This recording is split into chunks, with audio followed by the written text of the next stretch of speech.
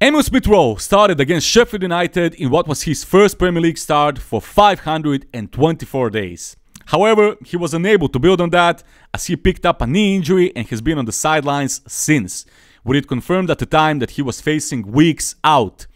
Mikel confirmed he was worried about the situation, but it is hoped that Smith-Rowe could be back in first team contention before the end of the year. So my question is, what is going on with Emile Smith-Rowe? A player once considered to be the biggest talent that came out from the Hale End Academy is now struggling to get any minutes in this current Arsenal squad.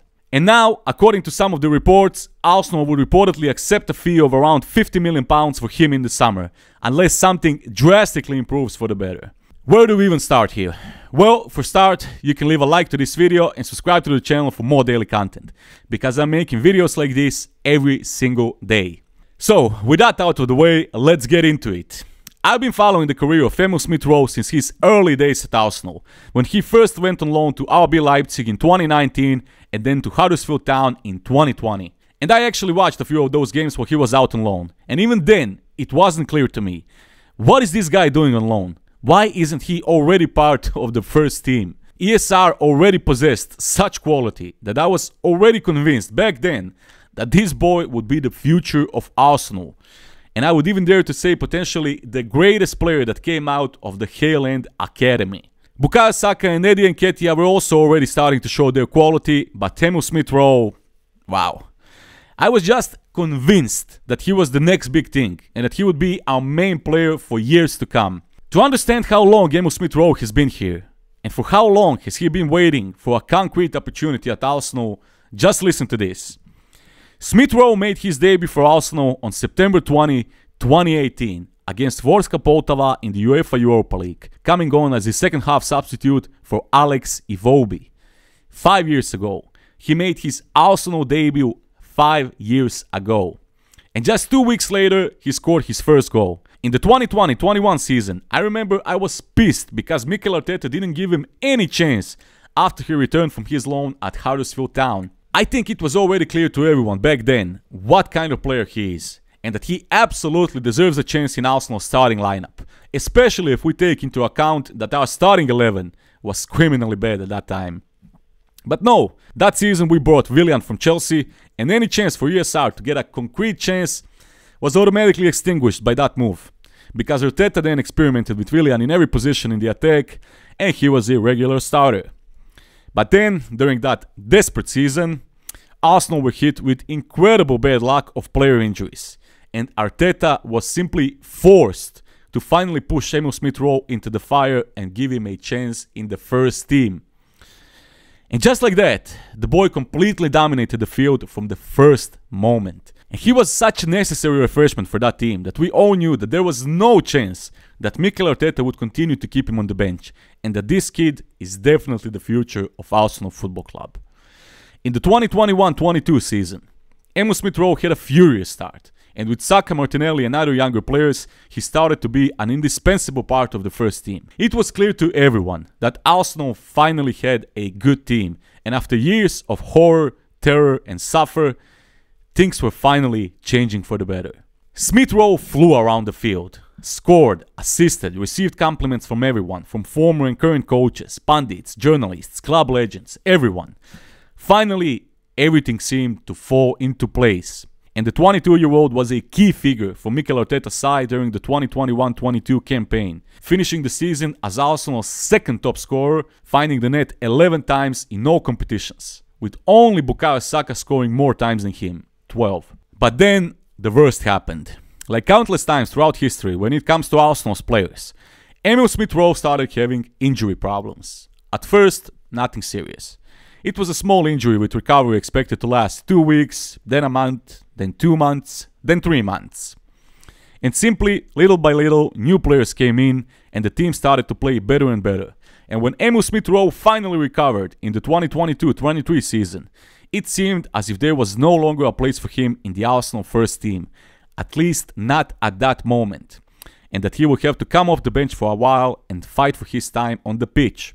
And here we are again in trouble. At the beginning of the 2022-23 season, Emile Smith-Rowe suffered a knee injury again. And Arsenal announced that the player will not be ready to return until the end of 2022. But okay, those couple of months have passed, Arsenal have been playing great and firmly holding top spot in the Premier League. So it should come as no surprise that when ESR finally recovered from his injury in January, Mikel Arteta had a difficult task to bring him back into competition for the starting 11. By the end of last season, from January to June, Emile Rowe has just made 12 appearances in all competitions, and not one of them has been a start. Or better said, he accumulated only 121 minutes of play in the entire last season. The second best scorer and best player of the team just a season earlier has now only spent 121 minutes on the field in the new season. Incredible. Realistically, we all knew that this recovery would take time and that he would certainly not immediately return to the first team and instantly be the same player he was in the 2021-22 season. But I doubt any of us could have expected that he would get just 121 minutes of game time last season. And here we are today. Even though he is currently out injured, Emile Rowe is definitely not in the contention for the starting lineup. And I doubt that will change easily anytime soon. Especially now that we have Kai Havertz, who made ESR's situation even worse and made it even more difficult for him to return to the first 11. And that's exactly why I think his departure is very easily possible. Because if Arteta agreed to bring in Kai Havertz for £65 million, then I think he's definitely not counting on Emile Rowe for the future. And it's a shame, because in my opinion, healthy Emile Rowe is 10 times better player than Kai Havertz in any position on the pitch. Plus, he's homegrown and one of us. But I know, the key word here is healthy. And if what is being said in the papers is true, that some of the Premier League clubs, potentially including Chelsea, want to bring in Emile Rowe and Arsenal would want a fee around £50 million, then I'm really sorry if his Arsenal story ends this way, because that boy definitely deserved a lot more. It's even worse knowing that the arrival of Havertz seems to have been the final nail in the coffin for his future at Arsenal. And I cannot accept that we will potentially lose a player like Rowe for Kai Havertz. I mean, no offense to Kai Havertz, but like I said, if it weren't for the injuries, there would be no debate between the two of them. ESR is on a completely different level. It's a shame, and it shouldn't have ended like this. But to be honest with you, the more I read about this potential transfer, the more it seems to me that it could happen, regardless of whether it's Chelsea or some other club. Rowe is 23 years old, and of course a player of that caliber at his age wants to play as much as possible, especially when he sees his friends Bukayo Saka and Eddie Nketiah, who went through the same path as him, but today they are much more important factors in this team than he is. Listen, if you ask me, Rowe should definitely stay at Arsenal, and he should be given as many playing opportunities as possible to come back and show if he is still his old self after all those injuries. Especially in a season where you play in so many different competitions and you will have a lot of games to rotate players and try out different tactics. But like I said, if the injury situation doesn't improve and if he does decide to leave and Arsenal do decide it's time to sell, I can't blame him. The boy deserves to play. Maybe not necessarily from the first minute in every game right now, but I think he should at least be the first option on the bench, considering his quality. I'm sad, because I watched Rowe's entire journey from 2018 till today, and I was convinced that he would be the best of that entire generation. But unfortunately, fate obviously didn't have that plan. It's even worse knowing that Arsenal gave him the jersey with number 10, but it's obviously stuck somewhere in the relationship between him and Mikel Arteta. At least I assume that's the case, because I don't see any other reason why he would give someone a new contract in a kit with number 10 and then let him play only 121 minutes in the last season. Unfortunately, it is what it is. And with all that being said, and if we take all these facts into account, my verdict is, it's probably over for Emile Rowe at Arsenal. As much as I love him as a player, but it's probably time for us to cut our losses and just move on. No one would be happier than me if I was wrong about this, and he somehow magically turns the situation in his advantage and starts playing the best football of his career. But I'm just being realistic. We've been through this with Jack Wilshere, and I would hate for it to be the exact same case with ESR. But like they all say, today's football is strictly business, and there's no place for emotions. So Gunners, tell me, what are your thoughts? What should Arsenal do with Emile Rowe when he returns from his injury in December?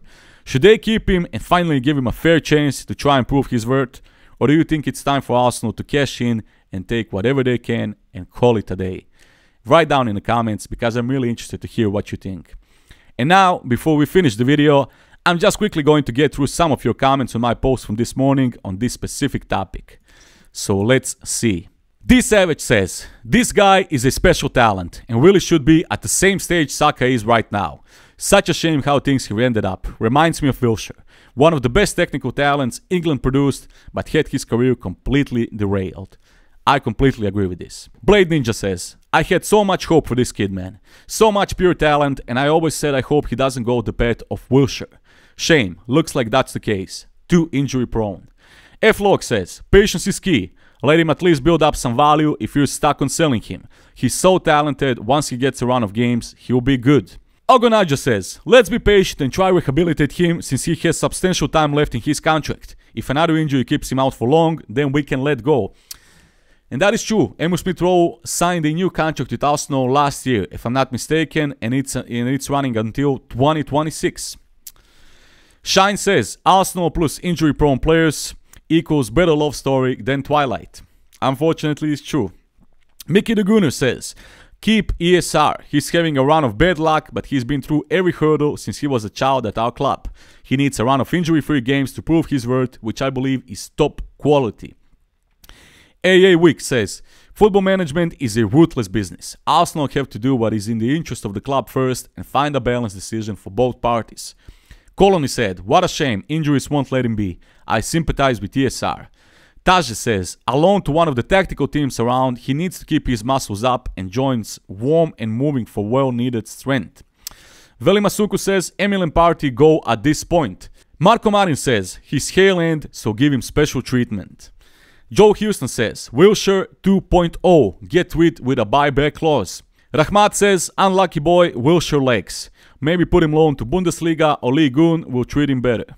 Monolith says, needs to be binned, this project has failed. Mike Adams says, we need to sell him if he continues to pick up injuries. Very good player, but we can't keep going through these situations. Don't want Jack Wilshere all over again. Partey can go too. John Doe says he's good but weak like Jack Wilshere. Roy Keane says we need to move him on. Same with Ramsdale, Nelson and Eddie. Take advantage of that English tax and let them prosper elsewhere. It's still a great credit to the youth setup if the guys break into the first team and make good money for the club in the market. And Yankee says he must leave, it's good for him and the club also. He will not kick out Odegaard Vieira in his position, and also he started getting injured. Partey, ESR, Cedric Soares must leave in January. And that is basically it for the comments. So Gunners, for those of you who are watching this video, thank you for joining in. Don't forget to leave a like, subscribe to the channel, and I'll see you on the next one. Peace.